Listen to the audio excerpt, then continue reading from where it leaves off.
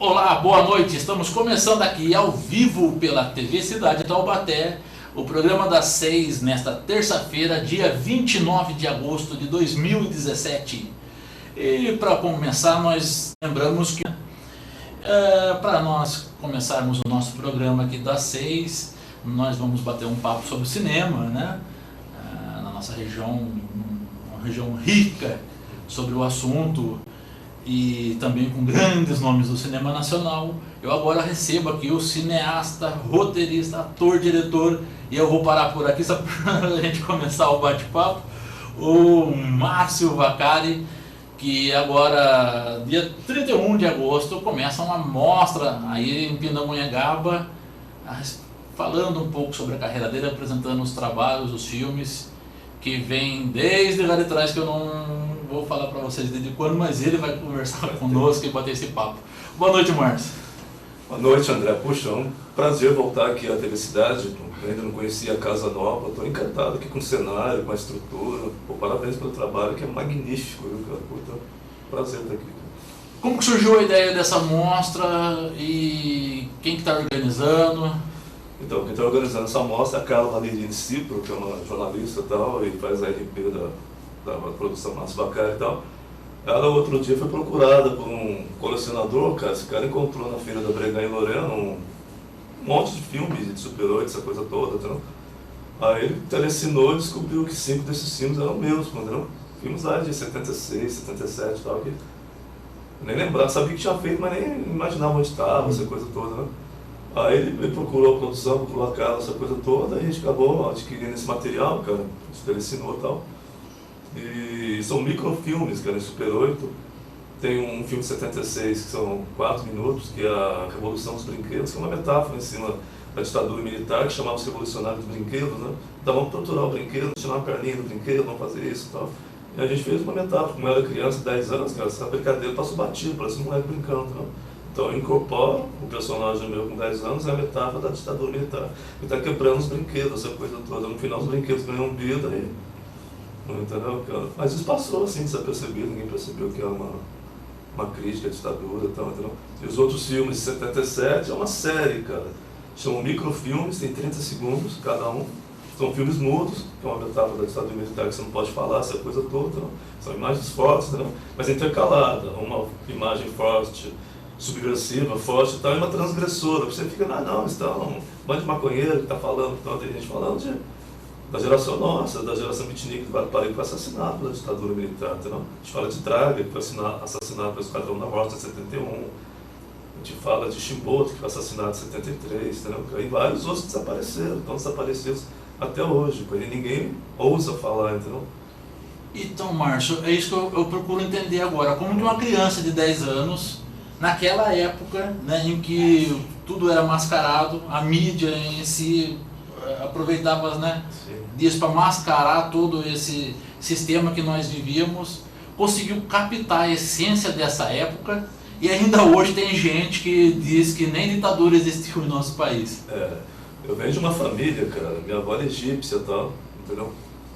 Judia, foi perseguida por Hitler, cara, a coisa toda. Quando eles vieram ao Brasil, essa coisa toda, minha avó era extremamente politizada, minha avó fez parte dos comediantes, é a primeira companhia de teatro do Brasil, pô. Depois seria dirigir para os Zimbinski, essa coisa toda. Então minha avó era uma grande artista, engajada e tal. E o meu tio Lolo, por exemplo, que é o criador da geração beatnik do Vale do Paraíba, que ninguém ouve e nem sabe o que é, pô. O único cara que escreveu sobre o Pazinho, ele escreveu um livro, morreu e não lançou o livro, pô, entendeu? Essa geração beatnik era uma geração que muita gente hoje está chama de geração beatnik. Na verdade, essa geração beatnik, eles, com essa explosão da Beat Generation, tá saindo muita coisa sobre a Beat Generation americana, essa coisa toda, o pessoal está associando o pessoal lá do fundo do vale de beat. Na verdade, cara, quando começou em 57, o Lolo, que era meu tio, cara, ele acompanhado por Draga, cara, que é um poeta negro maravilhoso, que é 1,90 m, um poetaço, cara. Você vendo a obra do Draga hoje, ele é absolutamente contemporâneo, ele é vanguarda hoje, cara, o cara é altíssimo nível, pô. Então eles fizeram uma viagem xamânica, cara. Em 57 eles saíram com uma câmera de 16 mm e foram para a Amazônia, cara, pesquisar chás alucinógenos, essa coisa toda, não? Eles ficaram lá quase 2 anos na Amazônia, essa coisa toda. O Lolo fazendo filme e poema, como ele dizia, esculturas, que ele era artista plástico e tal. o Draga fazendo poema, cara, entendeu? Tudo sob efeito de chás alucinógenos. E lá eles conheceram um poeta da região lá chamado Chimboto, que veio com eles para o Vale do Paraíba, cara. Em 59, eles produziram uma grande noitada, chamada por eles Grande Noitada, e apresentaram o produto final da viagem, cara, que era esse poema, que era as poesias, essa coisa toda. E esses caras doidão passaram a organizar regularmente grandes saraus, assim, e andavam em banda, e ninguém sabia o que são aqueles caras, ninguém falava em beat de nerejo, nem entrava isso no Brasil ainda, entendeu? Juventude transeada, os caras ficavam nas cidades assim pequenas como Lorena, pô. Aqueles caras que se vestiam de forma diferente, falavam coisas diferentes, paravam no meio da praça, começavam a fazer performance. Quem são esses caras, pô, entendeu? E ficou aquela coisa, daí a Troll, que é uma poeta lá, começou a chamar eles de OPNs, objetos poéticos não identificados, porque ninguém sabia o que era, pô. Aí no começo dos anos 60, o Márcio Bitnik, que é meu pai e tal, ele é carioca, o meu avô foi transferido aqui para a Aeronáutica de Guaratinguetá, militar e tal. Quando meu pai chegou em Lorena, aquela coisa toda, ele já chamava de Bitnik, porque ele ia muito para os Estados Unidos, porque eu era militar e tal, então ele conhecia Beat Generation, era apaixonado pela Beat, né? Aí ele andava em banda, o pessoal chamava a turma do Bitnik, a turma do Bitnik. Aí quando o Márcio Bitnik começou a namorar a Tropa, aí juntou os OPNs com a turma do Bitnik, aí o pessoal começou a chamar os Bitnik. Só que esses OPNs, cara, eles eram extremamente politizados, né? Então, eles tinham formação política, eles não tinham nenhuma relação, assim, esteticamente falando, com a Beat Generation, então, eles eram os odianos, né? Entendeu? Eles valorizavam a cultura brasileira, essa coisa toda, e absolutamente questionador, entendeu? Eles eram doidão, fumavam, brigavam, essa coisa toda, eles eram muito politizados, engajados, cara. Partir de frente com tudo, tanto quando veio a ditadura militar, todos eles foram presos, torturados, essa coisa toda, alguns foram assassinados e tal, entendeu? E a Beat, e a turma do Bitnik, que era o pessoal do Bitnik lá, eles eram Beat na acepção da palavra, cara. Andavam em bando, fumava, bebia, se drogava, essa coisa toda, não tinha nenhuma relação assim, com a arte.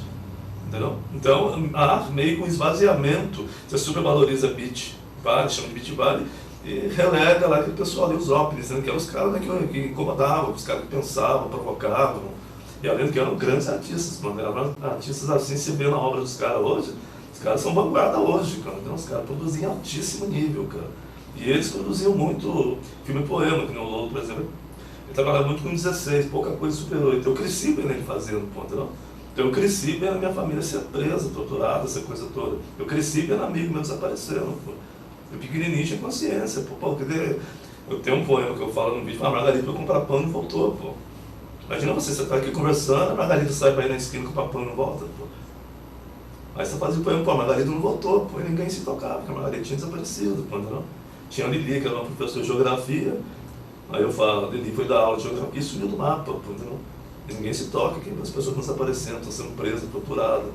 Porque no Brasil, cara, você pega o movimento de revolucionários dos anos 60, que é classe média alta, cara. A classe universitária, o povo, né, uma base da sociedade, não tem. Iam se revolucionar como terrorista, pô, não? Ah, cuidado, ele vai captar sua família, vai matar seu filho.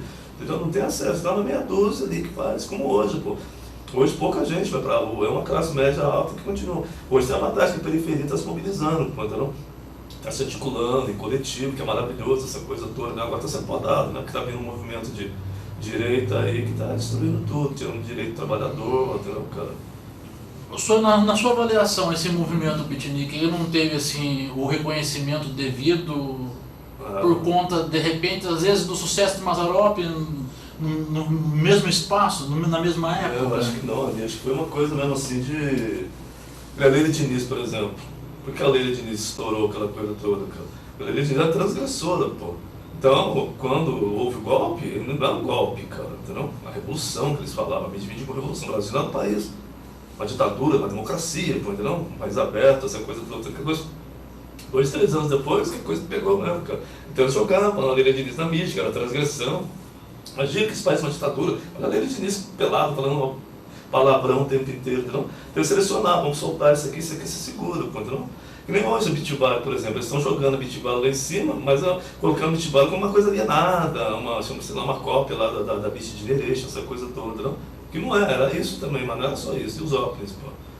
Você pega a obra do Lolo, por exemplo, lá, cara, a profundidade que tinha a obra, o questionamento que tinha, essa coisa toda, a poesia do Draga que tinha, a obra de Troll.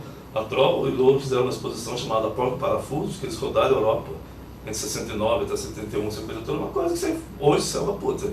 Mas o que esses caras fizeram, é uma coisa dessa nos anos 60, pela puta ditadura os caras foram, pagaram alto, preso, torturado, essa coisa toda, né? Mas fizeram, cara, não? E do ponto de vista, uma coisa que eu queria valorizar, cara, porque a turma fala, por exemplo, da turma do Bitinique e tal, mas aquela coisa, os transgressores, bêbado, tá, vândalo, essa coisa toda, né? O pessoal do Bitivale, não, cara, eu queria mostrar do ponto de vista artístico, que era, o Lula é um puta cineasta, cara, você viu o trabalho do filme do cara, pô, o cara tinha narrativa, tinha, esteticamente era muito rico, cara, a poesia do cara, os caras eram bons, cara, não era assim um cara, então vamos fazer arte e tal, não, artista de uma qualidade, cara.